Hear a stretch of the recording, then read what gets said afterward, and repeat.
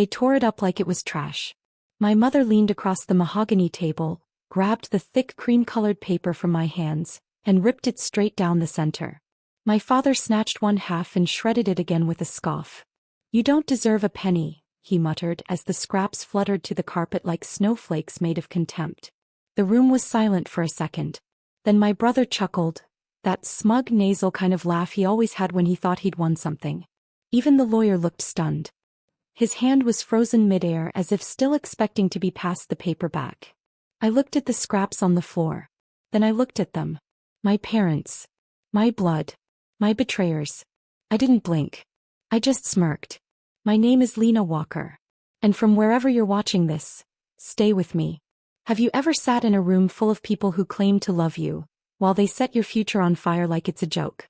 They didn't even read it. They didn't see the embossed seal. Or the signature in blue ink. Or the watermark that caught the light just right when the lawyer handed it to me with both hands. They didn't care. All they saw was me, the unwanted daughter, the black sheep, the one Grandma actually loved.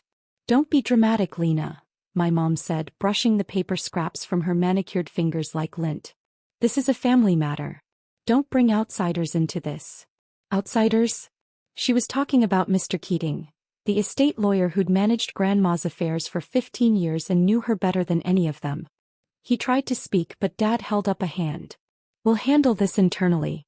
Lena can get her little cut once we process the rest." I wanted to laugh. But I didn't. Not yet. Instead, I leaned back in the leather chair and crossed my legs. My voice was calm. "That was your choice," I said softly. "Tearing it up." Mom narrowed her eyes. "What's that supposed to mean?" But I didn't answer. Not then. I just let the silence stretch. Let the sound of the wind outside fill the room. Let them think they'd won. Because what they didn't know, what none of them knew, was that the document they destroyed wasn't real. It was a fake. A perfect, custom-made decoy. I had paid $1,200 to a master forger in Connecticut to make it look legitimate. Right down to Grandma's signature. Why? Because I knew they'd do exactly what they just did. And because 10 days before that will reading, I had already transferred everything. The shares, the trust, the property rights, quietly, legally, irrevocably, to my name. They destroyed a lie. And in doing so they proved exactly who they were. I stood up, smiled gently, picked up the last strip of paper from the carpet and folded it into my palm. "Thanks for the memories," I whispered. As I turned to leave the room, I could feel their confusion thickening behind me like smoke. But confusion is just the beginning. The storm was already coming. And I was holding the lightning. I didn't go home that night. I drove aimlessly for hours, city lights blurring into streaks across my windshield. The sound of tires on wet asphalt felt more honest than anything my parents had said to me in years. When I finally stopped, it was in front of Grandma's lake house, my name now etched on its deed though no one else knew it. The gate opened with a quiet groan, and I stepped into the silence that still smelled like her rosewater perfume. She would have laughed if she'd seen what happened today. Not out of cruelty, but because she always knew they'd reveal their true faces the moment they thought I had something they couldn't control. Grandma had always whispered things to me. Small truths, soft warnings, moments laced with quiet love. "People show you who they are when they think you're powerless," she said once, folding a quilt at the edge of her bed. "Watch closely, baby. Watch them when they think no one's watching back." And I had watched. For years I let them think I was the failure. The quiet one. The afterthought. While they threw parties with Grandma's money, I stayed back. While they mocked her old school values, I listened. And while they schemed to split her legacy, I learned how to protect it. Because long before the diagnosis came, Grandma and I sat on this very porch under the humming string lights and she said, "I'm putting everything in your name. Because you were the only one who never asked me for anything." They didn't know I was co-signer on her offshore accounts. They didn't know I held medical and legal power of attorney.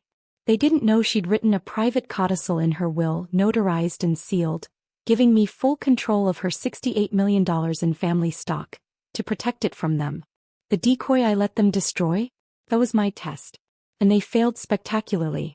I spent the night in her old armchair, wrapped in a blanket that still smelled like cedar and mint. My phone buzzed once at 3:12 a.m. My mother. I didn't answer.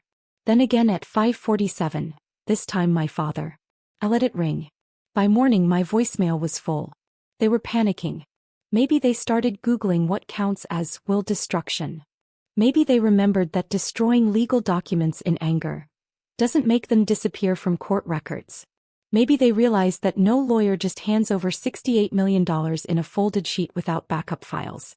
But mostly maybe they started sensing the shift. Because for the first time in their lives I wasn't the weak link. I was the storm they never saw coming.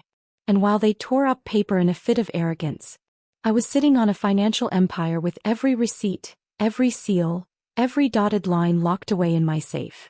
The best revenge isn't loud. It's legal. And mine had just begun. I didn't even flinch when my dad showed up at my apartment door the next morning. He stood there in his pressed golf shirt, the one he always wore when pretending everything was fine. The same shirt he wore to Grandma's while reading, before ripping up a document worth more than his entire career. "Can we talk?" he asked, voice thin. Inside. I stepped aside silently, letting him in like I had no idea what was coming. I'd learned from Grandma, let them talk. Let them reveal themselves. He sat on my couch like it still belonged to him, eyes scanning the room like he expected to find his influence hanging in the air. "Your mother's worried," he started. We overreacted yesterday. That paper, it just caught us off guard." I almost laughed. Overreacted? He'd spit on my inheritance and called me a parasite. And now he wanted to paint it as a reaction? "Is that why you tore up a fake document like it was a real threat?" I asked. His eyes narrowed. "You mean, it wasn't real?" I tilted my head, watching him squirm. "Let's just say I knew how you'd act if I gave you something you thought had power." A beat of silence. Then the panic in his eyes flared. The same look he gave whenever Grandma called me into her study and not him. "What did you do, Madison?" he asked, voice low. "My name is on every account, every trust, every share Grandma held," I said quietly. "She made it legal before she died. She knew what you'd try to do." He stood up abruptly, pacing. "That's not how this works. You can't just take everything." "But you did try to take everything." "For years," I said. "Grandma just made sure I could protect it when the time came." That's when the mask cracked. "You think you're better than us?" he barked. "You were always the weird one. The quiet one. Grandma's little shadow." I stood too. No. I was the only one who didn't bleed her dry while she was alive. The room went quiet. I could feel his rage simmering, barely restrained. "You'll regret this," he hissed. "Your mother and I built this family." "No," I said. "Grandma built this family. You tried to sell it off, piece by piece. I'm just taking back what she wanted saved." He stormed out, slamming the door so hard the picture frames shook. But I didn't move. I didn't cry. I just picked up my phone and opened the file folder labeled Contingency Plan. Because this wasn't over. And if they thought they were going to claw their way back into Grandma's fortune, they were about to learn how sharp my claws could be. They didn't wait long. By the end of the week, my phone was blowing up with unknown numbers, legal threats, and even a message from my mom. "You've misunderstood everything. Let's talk." Misunderstood? She'd watched Dad rip that certificate in half and laughed. And now suddenly I'd misunderstood? I didn't reply. Instead, I drove 3 hours to Grandma's favorite bank in upstate New York, the one she insisted on using because real wealth doesn't live online. Inside, I met with Mr. Callahan, the gray-haired banker who'd been handling her trust since before I was born. "Miss Hart," he greeted, shaking my hand. "Your grandmother warned me there might be trouble. She was right." He smiled faintly and handed me a folder, thick, stamped and sealed. "Everything was transferred to your name 6 weeks before her passing," he said. "Stocks, real estate, liquid cash. She even included her private journals and letters." I swallowed hard. "Letters? She wanted you to read them. Said they'd help you understand why she chose you." That night I opened the first letter. It was dated 2 years ago. The handwriting was slightly shaky, but the words were clear as a blade. "Madison, I see the way they look at you, like you're too soft, too different. But you see through people. That's your power. I never wanted to raise wolves. But your father and mother, they took more than I ever offered. I stayed silent for too long. This fortune, I give to you not because I love you more, but because I trust you more. Love, Grandma." I didn't realize I was crying until the ink blurred slightly under my fingertips. The next day I filed a freeze on all assets. Not a dollar would move without my approval. And then I made my move. I sent my parents an invitation, handwritten just like Grandma used to do. Dinner. My place. Saturday. Come hungry. They arrived smelling like entitlement, dressed in designer clothes they could no longer afford. My mom walked in like she still owned the walls. My dad nodded like he was doing me a favor. I served them Grandma's favorite meal, roast chicken, green beans with almonds, and that weird lemon custard she used to make on Sundays. They didn't say thank you. Halfway through the meal I stood. I know why you're here, I said. You want me to share. My mother leaned forward. We're your family, Maddie. We built all this together. No, I replied. You built yourselves. On Grandma's back. I pulled out the second envelope, the fake share certificate they'd ripped up. Here's what you destroyed. They looked smug.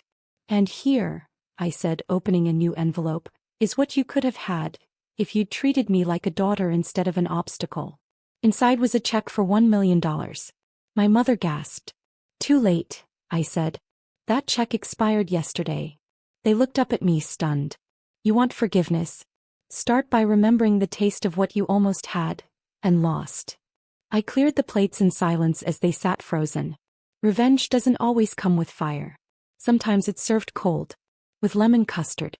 My father showed up the next morning. Alone. In a windbreaker I hadn't seen him wear in years. The kind he used to throw on before coaching my soccer games in middle school. For a second it almost softened me. Almost.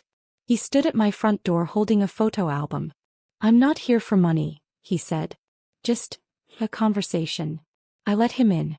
We sat at the kitchen table where last night's war had been fought over roast chicken and bitterness. He opened the album slowly, his fingers trembling. You were 4 here, he said, pointing to a photo of me in a tiara made of pipe cleaners.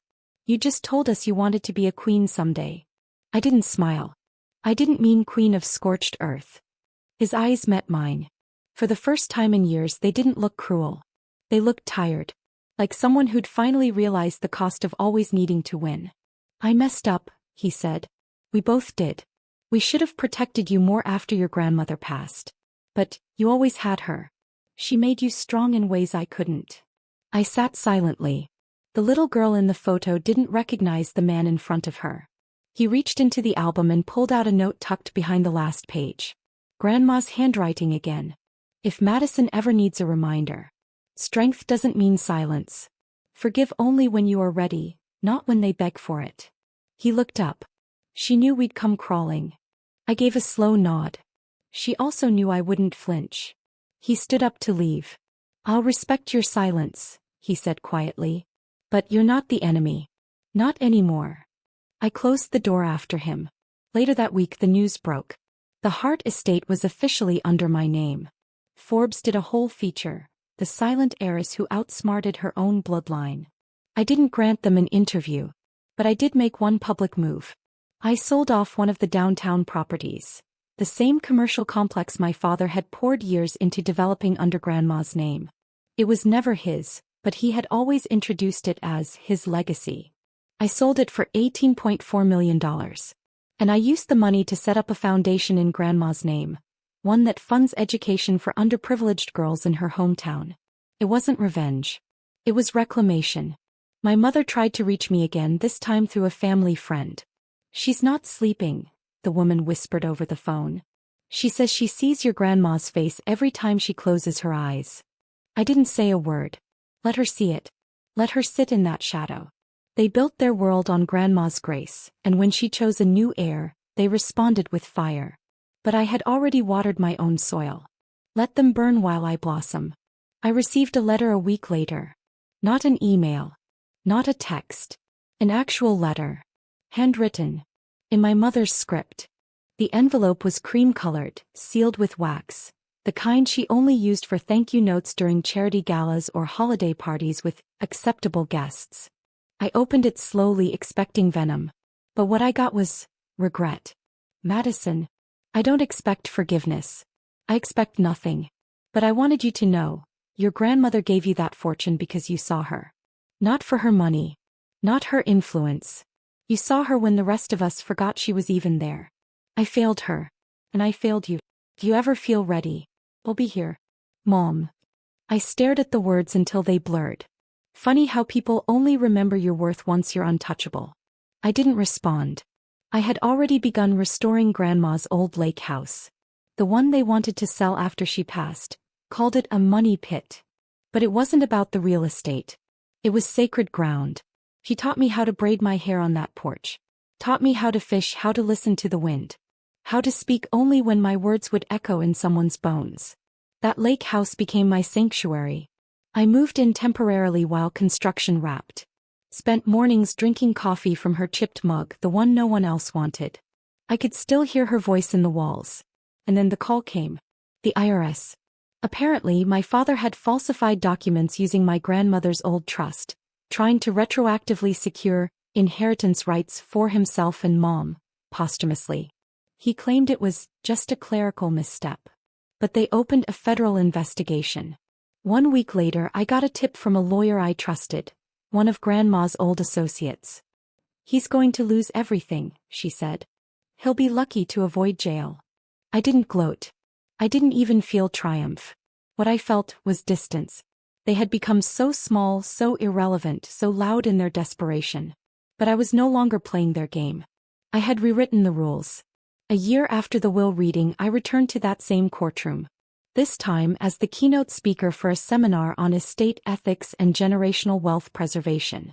I stood where my family once mocked me, and taught others how to protect what was rightfully theirs. When I finished, a woman from the audience came up, tears in her eyes.